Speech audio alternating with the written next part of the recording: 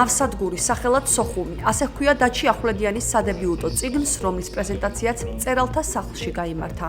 რომანში მოთხრობილი ისტორია თანამედროვე ქართულ-აფხაზურ ურთიერთობებს ეხება.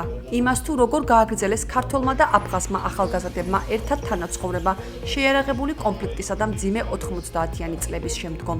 სადებიუტო წიგნი აფხაზეთის კულტურის, სპორტისა და ახალგაზრდულ საქმეთა სააგენტოს მხარდაჭერით გამოიცა.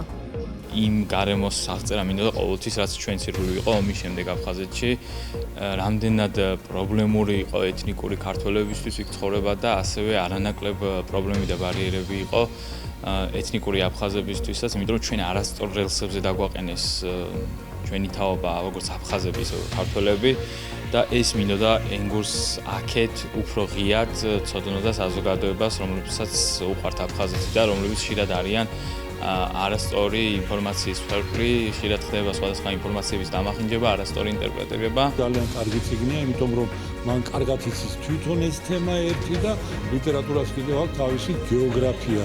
აი თუნდაც გეოგრაფიული აღწერა სოხუმის, მისი სანაპირო, ნართა, ყავახანა, ბრეხალოვკა, აი ეს ყველაფერი რითაც გამოირჩეოდა ყოველთვის ქალაქი სოხუმი, თავისი ეგზოტიკით და რასთავარი ადამიანთა ურთიერთობით ამ წიგნში არის. დაჩი რატომ არის ამ თვალსაზრისით განსაკუთრებული? იმიტომ რომ მისი მოგონებები არის ცოცხალი. არსებობს გენეტიკური მეხსიერება, რომელიც მოდის ოჯახიდან, დედისგან, მამისგან, მონაყოლისგან, მაგრამ დაჩი არის თავად ცოცხალი მეხსიერება, იმიტომ რომ ის ატარებს ძალიან დიდ დროს ენგურს გაღმა, ამიტომ მას აქვს რეალური შეხებები ამ საქმესთან.